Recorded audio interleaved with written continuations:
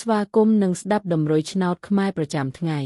ដើម្បីជាកម្លាំងចិត្តសូមពុកម៉ែបងប្អូនចុច like និងសញ្ញាជាវម្នាក់មួយផងដើម្បីទទួលបានដំរុយថ្មីប្រចាំថ្ងៃដំរុយឆ្នោតខ្មែរនៅថ្ងៃនេះគឺថ្ងៃទី29ខែវិច្ឆិកាឆ្នាំ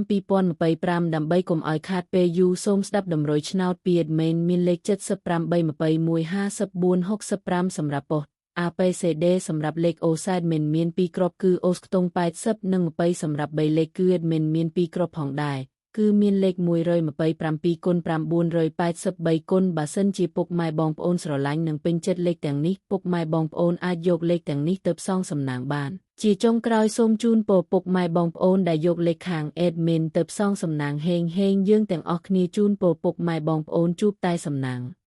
នឹងសុខភាពល្អសូមជម្រាបលាជួបគ្នានៅថ្ងៃស្អែកបន្តទៀត